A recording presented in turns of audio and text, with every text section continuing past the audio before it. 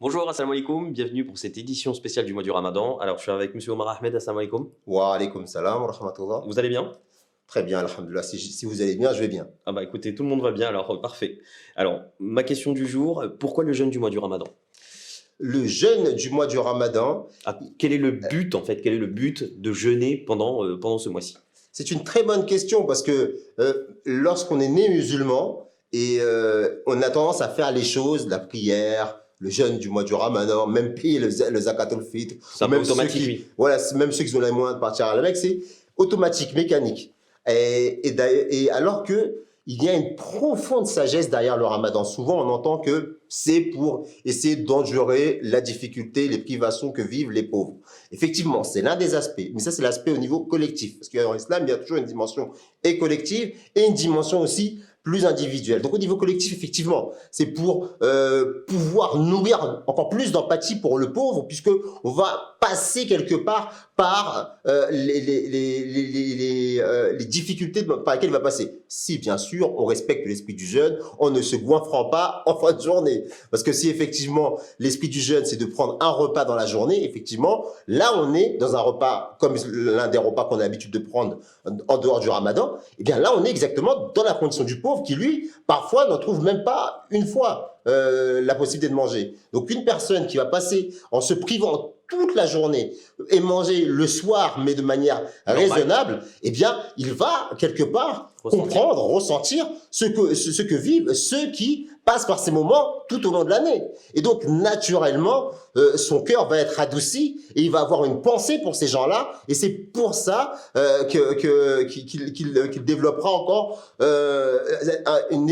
On s'attend à ce que les musulmans deviennent plus solidaires et qu'ils augmentent leur charité. C'est pour ça d'ailleurs qu'on disait que lorsque le mois du Ramadan arrivait, il était comme une tempête de bonnes actions. Il multipliait, mais d'une manière exceptionnelle, les bonnes œuvres qu'il faisait. Il disait qu'il faisait beaucoup de bonnes œuvres, il était beaucoup dans la charité dans sa vie quotidienne, mais pendant le mois du Ramadan, sa conscience était encore plus affûtée.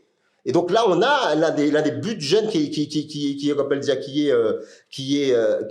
est atteint. Et le but individuel, eh bien, c'est lorsque vous diminuez un certain type de nourriture et un certain type de boisson, eh bien, vous le comblez par un autre type de nourriture, un autre type de boisson. Clairement, vous diminuez la nourriture physique, matérielle que vous avez l'habitude d'ingurgiter dans le but et pour pouvoir combler justement ce vide-là, eh bien, vous allez vous porter encore plus dans l'étude, dans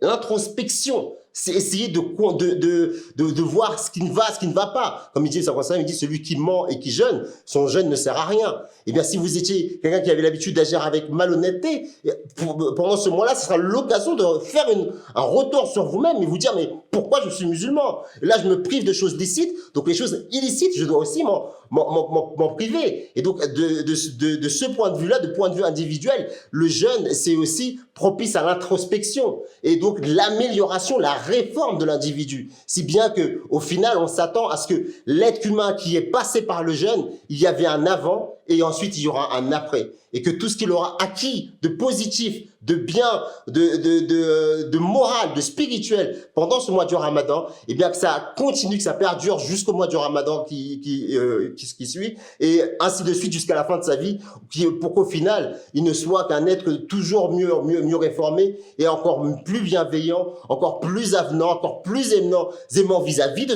sa famille, mais et par extension vis-à-vis des gens qui l'entourent, et donc finalement atteindre le but pour lequel le Saint-Prophète est venu, à savoir réformer anoblir les bons caractères.